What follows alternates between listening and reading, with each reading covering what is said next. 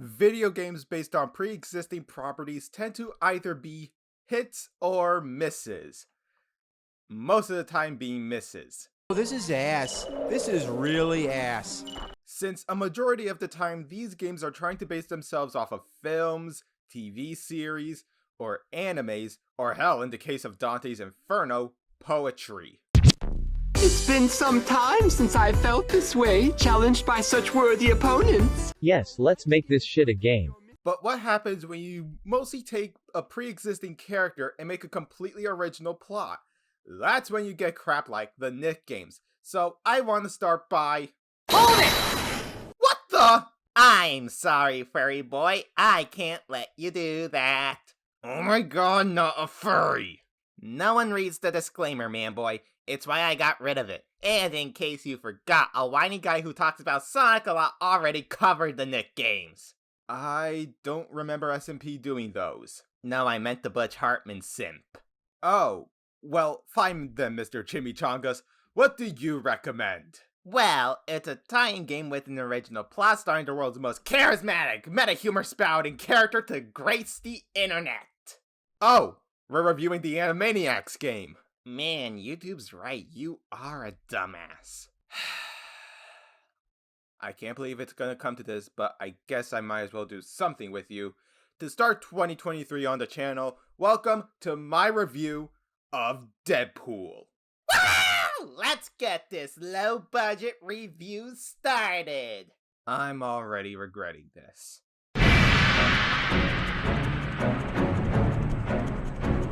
Shitty fucking intro! Enjoy the show.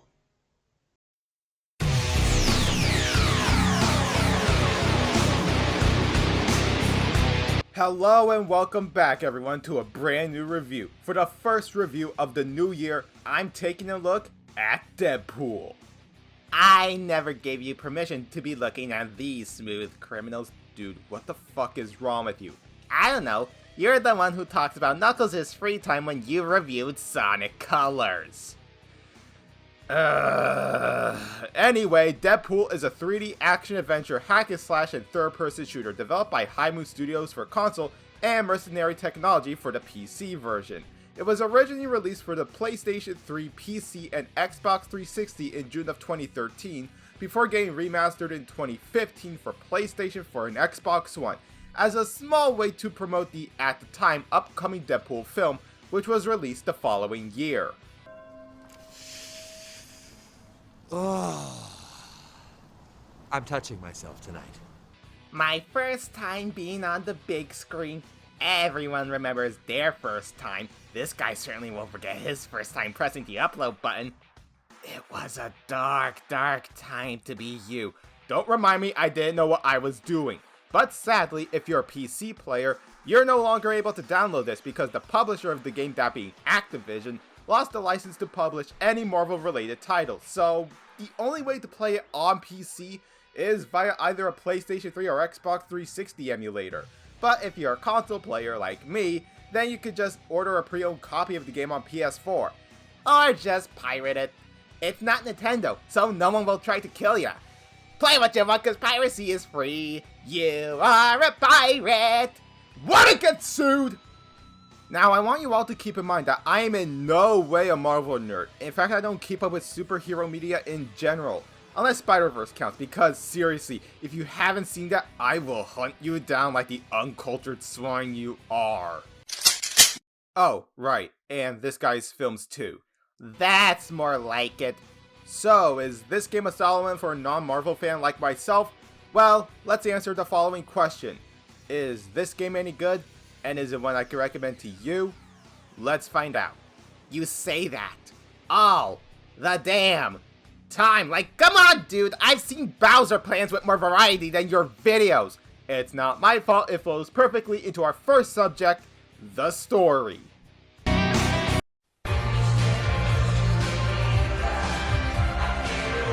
So the game opens up on Deadpool's apartment where he gets a voicemail from High Moon Studios about making a game starring him. But it got denied, so in response, Deadpool sets off an explosive in the studio, effectively forcing High Moon to make the game. Hey man, you can question my methods, but not my results. Couldn't you have just convinced them normally? Oh, cause that works so well for you, Mr. Most Viewed Video is an unboxing video. I am considering privating that video. Anyways, High Moon hires Nolan North to voice Deadpool, and when the game's script arrives, Deadpool takes a look at it, finds it boring, and scribbles over it in crayon. Like what I'm gonna do with this thing. Look man, no one has the attention span to go over every single fucking moment of the game. YouTube cutscene videos exist for a reason. If you just talk through the whole thing, everyone will just wanna... How do I put it? Luckily, I'll highlight all the important parts. Okay, gotta keep that, definitely that too, a little bit of that, and done. Dude, if I only talk about these scenes, I for sure get a cease and desist. Or at least an age restriction. It confused though. Yeah, it does. Basically, Wade is contracted to kill some fat douchecock named Chance America, voiced by Cornell Womack, which ended in failure as he is dragged away by some D-tier level villains known as the Marauders, consisting of Arclight, voiced by Channy Creesh, Vertigo, who I cannot find the VA for, and a Dead Rental Store, voiced by Fred Tatasciore. We are later introduced to the big bad of the game, Mr. Sinister, voiced by Bullboy from the Cuphead Show himself, Keith Ferguson. That's Dr. Bullboy to you, and I've always got a few tricks up my sleeve. I fear no man, but that thing, it makes me shit myself. Oh, you think that's scary? Wait till you see this. What? Good day for a well-bound big dog.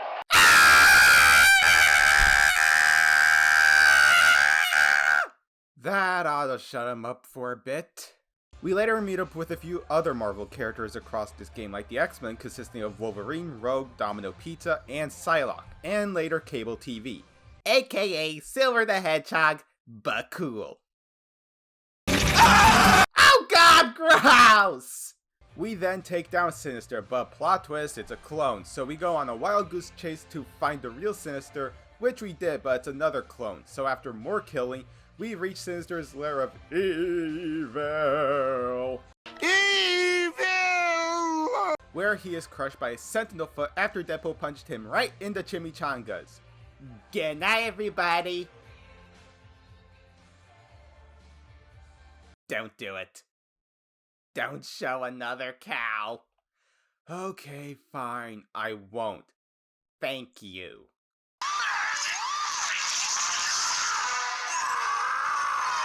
That's it, you motherfucker! If you show me another one of my phobias in front of my face one more time, I swear to God, I'll shove this katana right up your goddamn ass!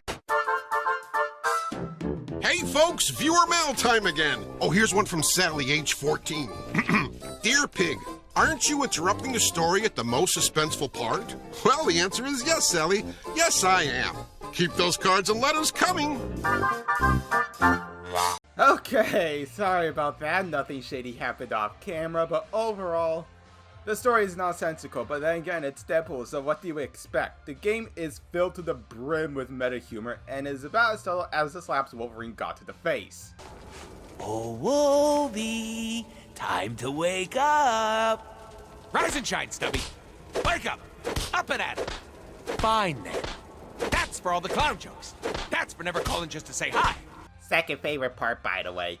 Honestly though, I wouldn't have it any other way. I came to this game to see Deadpool expand his censor bar or fuck with the budget and force the game to go into a 2D retro game.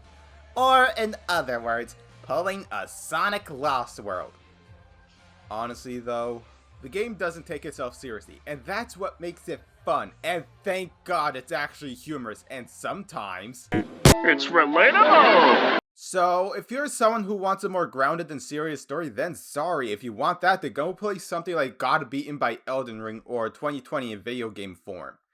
Don't forget, 85 fucking minutes for the first episode of the new show. Come back here. No! I'm fucking done! So... Do I keep the channel? Hell no! Fuck!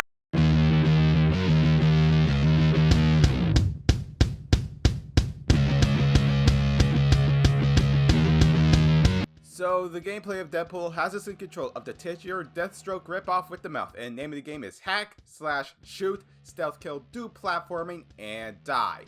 Hang on. Rewind. Deathstroke ripoff? Yeah, cause that's who you are. This is why the skit S&P may got more views than the actual Undertale review. Yeah, and you got bought up by Disney. Fuck you! The game at its core is a standard hack and slash, so if you played something like God of War or The Legend of Spyro Dawn of the Dragon, then everything should flow fine with you. But it does show a third-person shooter gameplay with Deadpool's array of firearms from standard pistols to pulse rifles. Melee weapons have a set of 3 while range have a set of 4. For melee weapons we have the katanas, the scythes, and Harley Quinn's hammers. For range we have pistols, shotguns, SMGs, and pulse rifles. So now that we've established my arsenal, what was their comment about Disney? Look, we get to play as Rogue. Where? Oh, wait. We can't do that for a short time. Woohoo! We also have a short teleport dodge and counter by pressing the circle button. So I could be cheaper than certain characters in Smash. You know who you are.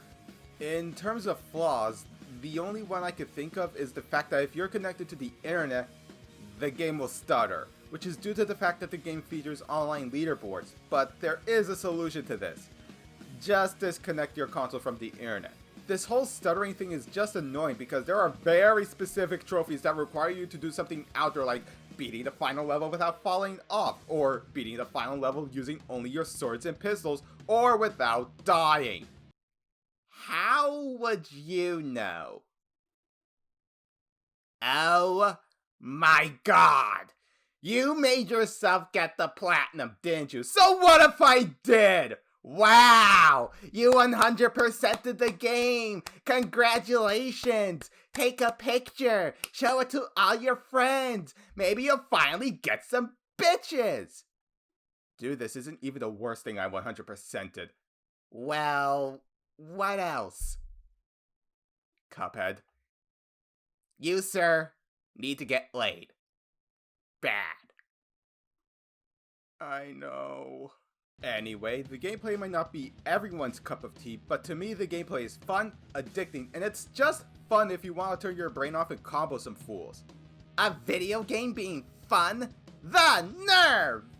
Visually, this game does look pretty good. It was made using Unreal Engine 3, and even though nowadays it looks muddy in comparison to games that use the current version of Unreal, I still say it looks great. There are small details that even I, someone who usually ignores small details in games, like. Such as when Deadpool takes damage, so does his suit and skin, along with the fact that his suit regenerates? Okay, question, how does that even work? Okay, which joke are we going with? Fuck you, that's how, or I have no idea.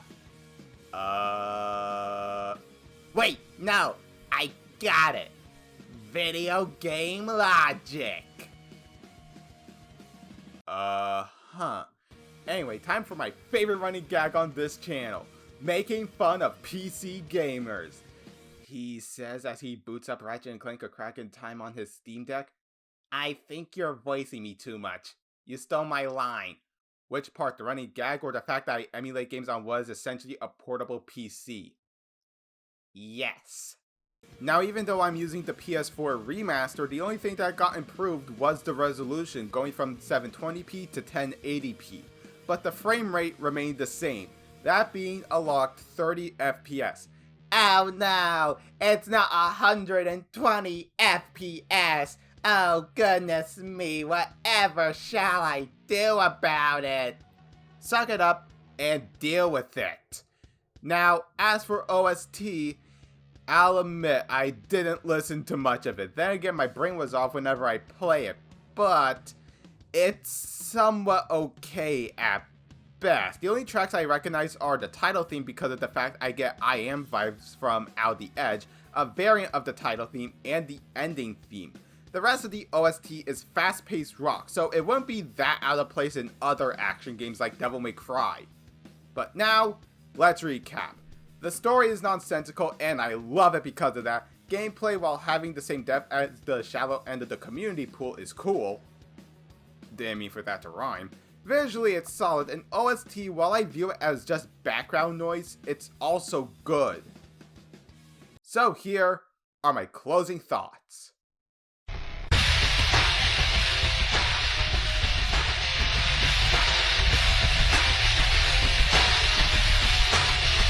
Overall, I feel like people really slept on this game. Granted, when it was remastered in 2015, it was against some competition like Fallout 4, Bloodborne, Witcher 3 Wild Hunt, Five Nights at Freddy's 3 and 4, and Batman Arkham Knight. But overall, I had a very fun time playing Deadpool. From a fun plot that doesn't take itself seriously, because let's be real here, less games should have these overly serious plots, because otherwise we'll end up getting to Deadpool 2 levels of serious here. Fun and addicting gameplay, and even though the visuals aren't that good nowadays, it shouldn't be the make or break thing for a game. And the OST, if you're a fan of punk rock, I'm sure you'll enjoy it.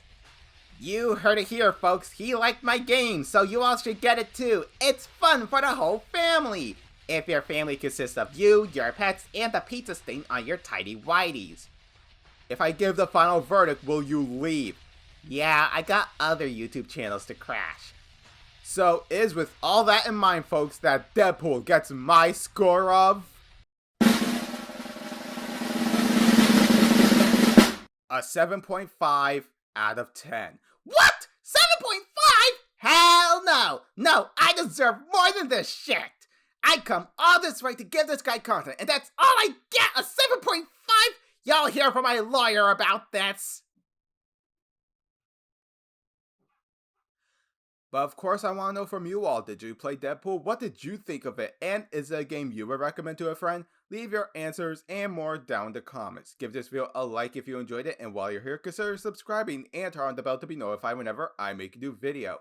If you want to see more of me, then you should hop on over to Simp Comic Studios, where I basically do what I do here, except to a lesser extent. Also, please watch his next review. I suffered a lot for it. Dare I ask what you two had to go through? Hint. Ken Pontac. Do you have the slightest idea how low that narrows it down? Yes. Anyways, until we meet again! Does this mean I'm finally free of you? No. Well, can you at least tell me how to get out of here since you can go in and out so much? I'm Deadpool, that's how. Fuck!